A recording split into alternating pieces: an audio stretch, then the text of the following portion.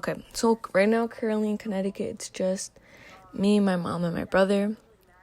My brother is 5 years older than me, so right now he's 25. I don't really see my brother much because he leaves for work really early and then he comes home late. Because once we started moving a lot, my father started drinking more, and then it just became problematic. I'm closer to my mom just because if I'm not at work, I'm home and I'm with her, and we bond over Telemundo or novelas.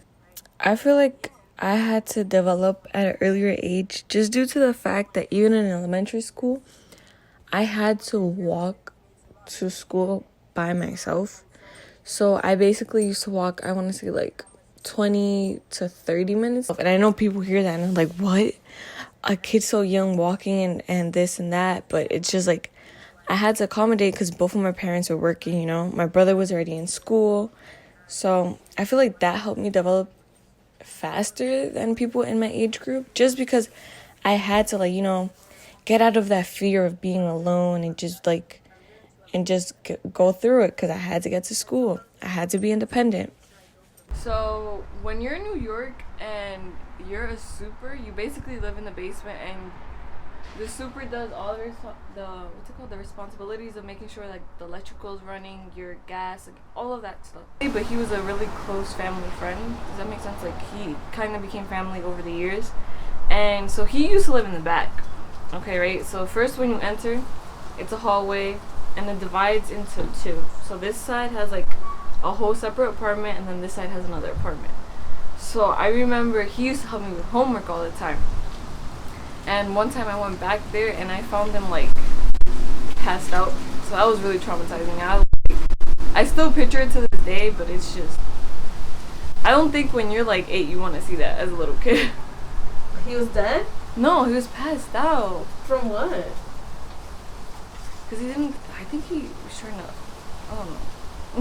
Say it. I think he was trying to overdose. That's why. So I walked in and he was passed out, and there was like foam at the side of his mouth and all that stuff. So then we moved over here in 2012, and we actually came with nothing. I remember it was only like one bed and one TV, and that was it. Because when we first moved to Connecticut, my brother did not come with us, so I was by myself. And then having to go to a middle school where people already knew each other, it was tough. Like, once I was the new kid, like, everyone knows. They're like, ooh, there's a new kid around. So it was just, it was rough. And also with the aspect that I was, like, so independent. And compare how I was since I came to New York, I guess you can say it was, like, I was kind of stuck up or whatnot. Like, I was in my own shell. I did not want to come out of my own shell. And everyone over in Connecticut, it's so, like, they're out of their shell. They were trying to like comfort me, but it's just I wasn't vibing with it. Appreciated her, but for her to be away for so long and me just by myself, it's like you learn to appreciate the little things that you didn't appreciate before. Like even if I was just sitting on the couch and we were watching a movie together, I've started to learn that you have to appreciate those little moments.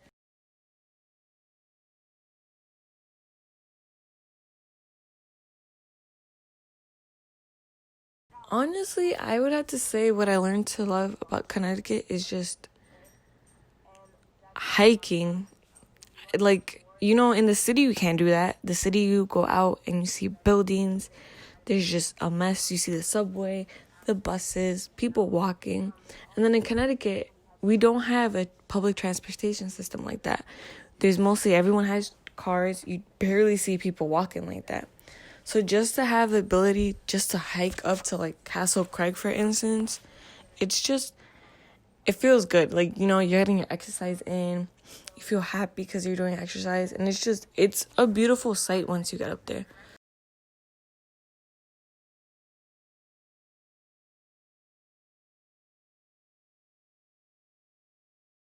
About DR is just the atmosphere. It's like you feel it feels just liberating over there. Like the air just feels different. You can tell because of all the warmth, you feel like safer. I don't know if that makes much sense, but you just feel safer over there because it's just warm all the time. You know, everyone's always in a good mood.